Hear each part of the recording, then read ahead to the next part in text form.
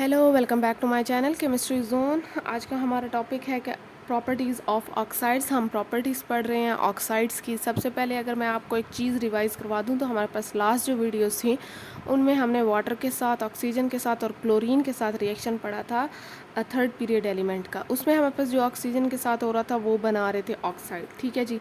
बाकी जो आपके पास क्लोरीन वगैरह के साथ हो रहा था वो क्लोराइड वगैरह बना रहे थे, लेकिन हमने यहाँ पे पढ़ना है प्रॉपर्टीज़ ऑफ ऑक्साइड्स। अब पीरियड थर्ड के एलिमेंट मैंने ऑलरेडी आपके पास लिख दिए हैं और साथ में उसके ऑक्साइड्स भी लिख दिए हैं। आपके पास कुछ ऑक्साइड्स दो दो प्रोड्यूस हो रहे थे, ट्राई डाई वगैरह, तो उनमें जो मेन थे, जो ज़रूरी थे एज अ ऑक्साइड्स के लिहाज से मैंने वो चीज़ें लिख दी हैं, ठीक है जी। आप देखिए कि आपके पास तीन किस्म के ऑक्साइड्स होते हैं एंड बेसिकली जो आपको बहुत ही आसानी से पता चल जाएगा, क्योंकि आपको पता है कि पहले तीन एलिमेंट हमेशा मेटल हैं। इनमें मेटेलिक बॉन्डिंग होती है। जो हमारे पास फोर्थ वाला है सिलिकॉन, दैट इज़ मेटलाइड, और फिर उसके बाद जितने भी हैं वो नॉन मेटल हैं, ठीक है जी। तो हम कह सकते हैं कि these are metallic oxides, these are metalloids, और ये हमारे पास मॉलिक्यूलर। हम इन्हें नॉन मेटल नहीं कहेंगे, बल्कि ऑक्साइड्स के लिहाज से हम इन्हें क्या कहेंगे, मॉलिक्यूलर ऑक्साइड्स, ठीक है जी। आप देखिए इनमें हमने तीन प्रॉपर्टीज़ डिस्कस करनी है, जो स्ट्रक्चर है, मेल्टिंग पॉइंट है और इलेक्ट्रिकल कंडक्टेंस है, ठीक है। यहाँ पे अगर स्ट्रक्चर के लिहाज से मैं मेटेलिक ऑक्साइड्स की बात करती हूँ तो मेरे पास पहले तो ये तीन आ जाएंगे। वो कहते हैं metallic oxides have a joint structure of ions. आपके पास पता है कि मेटल में हमेशा आयंस बनते हैं, एक लूज़ करता है, गेन करता है, मेटेलिक बॉन्डिंग होती है। तो वो कहते हैं इनका जॉइंट का मतलब है इनका बहुत ही अच्छा खासा बड़ा स्ट्रक्चर होता है इनके आयंस का। और हमारे पास फिर वो कहते हैं कि सोडियम, मैग्नीशियम और aluminium oxides consist of joint structures containing metal ions and oxides one. Magnesium oxide is similar to that of NaCl in structure. आपको पता है कि आपके पास जो है NaCl क्रिस्टलाइन इन नेचर है, उनके सही प्रॉपर तरीके से अरेंजमेंट हुई पड़ी होती है किस चीज़ की, आयंस की। तो सेम हमारे पास MgO मीन्स के मैग्नीशियम ऑक्साइड का भी वैसे है, इनके जो है सही से स्ट्रक्चर बना हुआ होता है। फिर देखते हैं आपके पास मेल्टिंग बॉइलिंग पॉइंट अगर मैं देखूं किस चीज़ का, मेटल ऑक्साइड्स का, तो आप खुद सोचें कि जब आपके पास मैंने ये कह दिया है कि NaCl का स्ट्रक्चर जो है वो बहुत ही अच्छे तरीके से अरेंज होता है।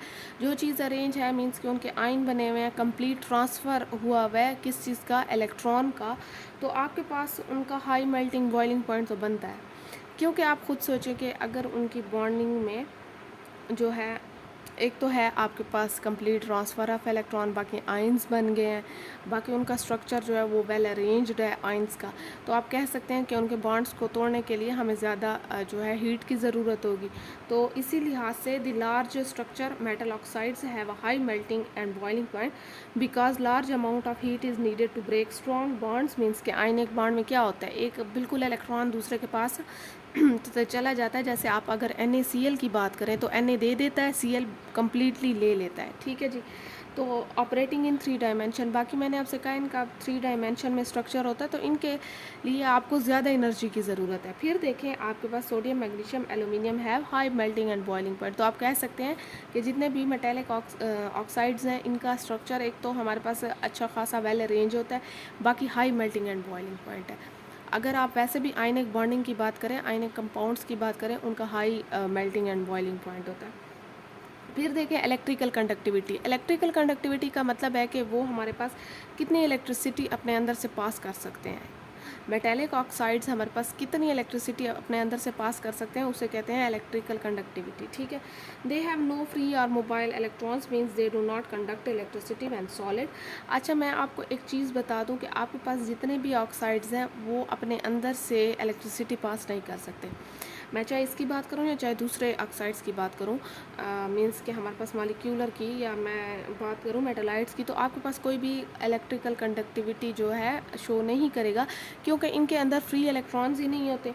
फ्री इलेक्ट्रॉन्स नहीं होते तो मीन्स कि इसके अंदर से आपके पास कंडक्ट नहीं हो सकती इलेक्ट्रिसिटी, क्योंकि ये वेल अरेंज्ड होते हैं अपनी अपनी जगह, आयंस बन चुके होते हैं, ठीक है, व्हेन सॉलिड।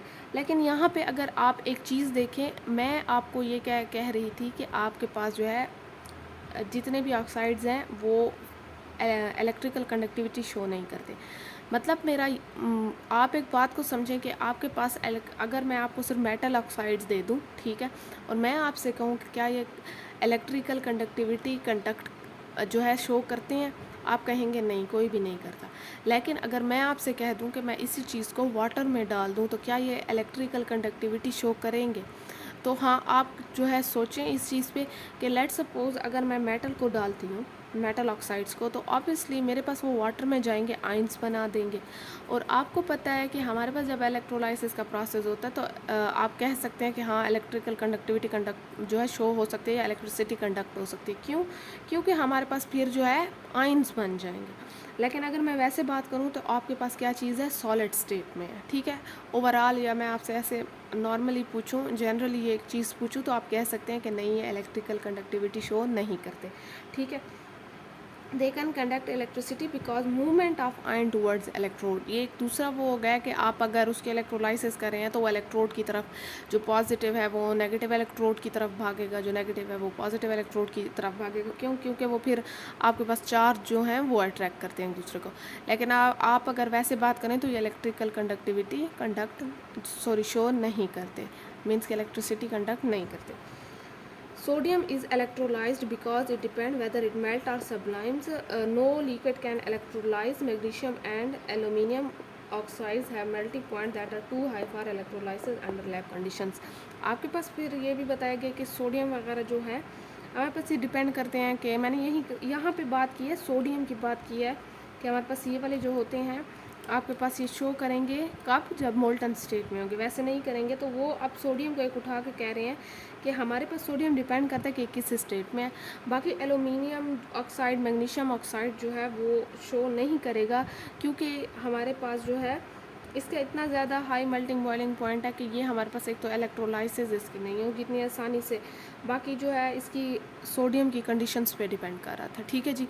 फिर मेटालाइट की तरफ आ जाते हैं। अगर आप मेटालाइट देखते हैं तो मेटालाइट का स्ट्रक्चर हमारे पास कैसे होता है, they form joint covalent structure. आपके पास मेटालाइट हमेशा क्या चीज़ शो करते हैं, कवलेंट बॉन्ड करते हैं। आप सिलिकॉन को ही देख लें, अगर इसका ऑक्साइड बना रहे तो ऑब्वियसली इसके ऑक्सीजन और सिलिकॉन का बॉन्ड होगा क्योंकि ऑक्साइड बन रहा है, ठीक है। तो इसका जो है कवलेंट बॉन्ड ही आएगा। दोनों जो हैं वो कह सकते हैं कि इन पे SI जो है वो तो होता है मेटालाइट। ऑक्सीजन आपके पास क्या चीज़ है, नॉन मेटल की तरफ आ जाता है। अच्छा, फिर आगे देखें कि आपके पास जो है इसकी इलेक्ट्रोनेगेटिविटी की बात की गई है, ठीक है जी। यहाँ पे देखें वो कहते हैं कि electronegativity of element increases across the period. अगर आप लेफ़्ट टू राइट जाते हैं, मैं पीरियड थर्ड की बात कर रही हूँ, अगर वैसे भी आप लेफ़्ट टू राइट जाते हैं तो आपके पास इलेक्ट्रोनेगेटिविटी क्या होती है, इंक्रीज़ होती है, क्योंकि आपके पास एक इलेक्ट्रॉन ऐड होता जा रहा है। तो silicon and O means oxygen do not differ enough in electronegativity. तो आप कह सकते हैं कि इनकी सिलिकॉन और ऑक्सीजन की इतना कोई डिफरेंस नहीं होगा इलेक्ट्रोनेगेटिविटी में टू फॉर्म आयनिक बॉन्ड, कि ये आयनिक बॉन्ड बना सकें। These there are 3 different form of crystal of silicon dioxide. तो आपके पास जो जितने फिजिकल फॉर्म है, कितनी फॉर्म है, 3 फॉर्म्स हैं किस चीज़ की, सिलिकॉन डाइऑक्साइड की, मीन्स कि ये आपको 3 क्रिस्टल फॉर्म में मिलता है, ठीक है। The most convenient structure to visualise is similar to that of diamond. तो आपके पास इसका बहुत ही ईजी और बहुत ही ज़्यादा अच्छा स्ट्रक्चर जो है, मीन्स के कन्वीनियंट आपके पास जो स्ट्रक्चर है वो है डायमंड की तरह। जैसे डायमंड का स्ट्रक्चर होता है, सेम हमारे पास सिलिकॉन डाइऑक्साइड का भी कुछ वैसा ही स्ट्रक्चर है, ठीक है जी। फिर देखें कि आपके पास जो है मेल्टिंग एंड बॉइलिंग पॉइंट आ जाता है। आप दूसरी वहाँ पे हमारे पास मेटालिक में था कि उसका हाई मेल्टिंग बॉइलिंग पॉइंट था। अगर आप वैसे कवलेंट की बात करेंगे तो भी आपके पास जो है ओवरऑल, अगर आप कवलेंट बॉन्डिंग की बात करेंगे तो आपके पास लो होगा as compare to ionic bond, ठीक है। बात को समझने की कोशिश करें, वैसे आपके पास हाई है लेकिन एज़ कम्पेयर टू अगर आयनिक बॉन्ड आप करते हैं तो आपके पास लो होगा, क्योंकि यहाँ शेयरिंग हो रही है और वहाँ कंप्लीट ट्रांसफ़र ऑफ इलेक्ट्रॉन हो रहा था। यहाँ पे देखते हैं वो कहते हैं silicon dioxide have high melting and boiling point as compare to अगर आयनिक करेंगे तब की बात है। वैसे आपके पास कवलेंट बॉन्ड भी स्ट्रॉन्गेस्ट बॉन्ड है तो आपके पास इसका high melting and boiling point आएगा। That varies depending on the properties, जो प्रॉपर्टीज़ पे डिपेंड कर रहा है। बट 17 जो हमारे पास 100 है इज़ क्लोज टू ईच। आपके पास तकरीबन जो है जितनी भी कंडीशंस हो उस वो जो करीब मीन्स कि उसके करीब जितना भी है वो 17 आपके पास जो है कह सकते हैं कि टेम्परेचर होना चाहिए किस चीज़ का, मेल्टिंग बॉइलिंग पॉइंट का, इस क्लोज। सिलिकॉन के आप बॉइलिंग में आ जाएँ तो आपके पास 2230 है, यहाँ पे 1700 है, ठीक है। वेरी स्ट्रॉन्ग बॉन्डिंग आपके पास कवलेंट बॉन्डिंग होती है, exist and it is different to break. आपके पास डिफ़िकल्ट टू ब्रेक। आपके पास ऑब्वियसली इक्विवेलेंट बॉन्ड है, स्ट्रॉन्गेस्ट बॉन्ड है, आपको ज़्यादा एनर्जी चाहिए इसे ब्रेक करने के लिए। तो आपके पास एस्टिमेट बता दिए कि इतनी जितनी भी प्रॉपर्टीज़ हो, जितनी भी कंडीशंस हो, वो इतने के करीब ही होगा उनका मेल्टिंग बॉइलिंग पॉइंट। ठीक है जी। फिर ये किस चीज़ की, सिलिकॉन डाइऑक्साइड की बात हो रही है। फिर आ जाते हैं इलेक्ट्रिकल कंडक्टिविटी पे। अच्छा, सिलिकॉन डाई भी है और ट्राई भी बनता है, ठीक है ना, डाइऑक्साइड भी बनता है और ट्राई ऑक्साइड भी बनता है। अगर आप पीछे ऑक्साइड की में देखें टॉपिक में चीज़ नोट करें तो आपके पास दोनों ऑक्साइड थे। इलेक्ट्रिकल कंडक्टिविटी की बात करते हैं तो मैंने आपसे पहले भी कहा कि कोई भी जो सॉलिड स्टेट में जितने भी हमारे पास ऑक्साइड्स हैं, इनमें हमारे पास फ्री इलेक्ट्रॉन नहीं होता, तो इनमें आप इलेक्ट्रिकल कंडक्टिविटी जो है वो नहीं देख सकते।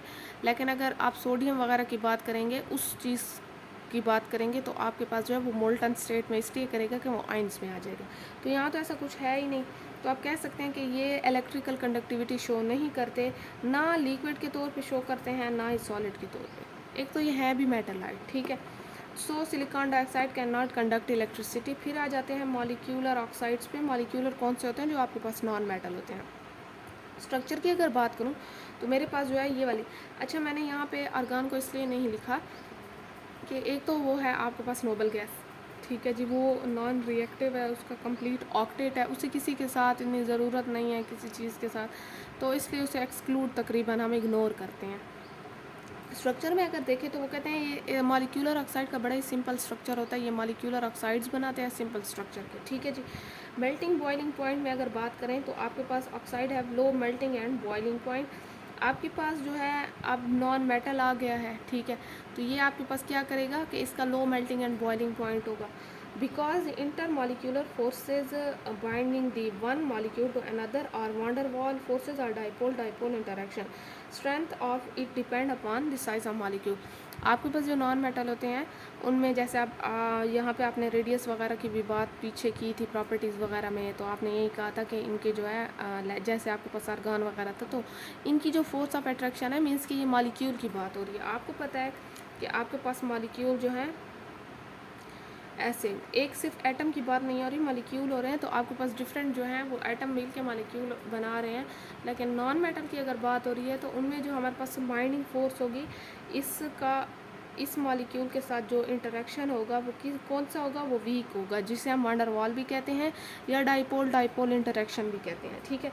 अब जो है इस वीकेस्ट फोर्स होने की वजह से आपको इतनी एनर्जी लगानी ही नहीं पड़ेगी कि ये टूट जाए या ये जिस टेम्परेचर पे मेल्ट हो जाए या जिस टेम्परेचर पे ये बॉयल हो जाए, इतनी एनर्जी की ज़रूरत नहीं होगी क्योंकि ये ऑलरेडी वीक है, ठीक है। क्योंकि इन दोनों का जो इंटर जो है हमारे पास क्या चीज़ होती है, जो नेबरिंग के साथ होता है, इंट्रा जो इसके अंदर का है, लेकिन हम जो नेबरिंग के साथ डिस्कस कर रहे हैं तो वो हमारे पास वान डेर वाल या डाइपोल है, जिसकी वजह से ये हमारे पास जो है इसकी एक तो स्ट्रेंथ ये भी है कि आपके पास साइज़ पे भी डिपेंड करेगी और बाकी हमारे पास जो है इसकी ये जो बॉन्डिंग है इस पर डिपेंड करेगी।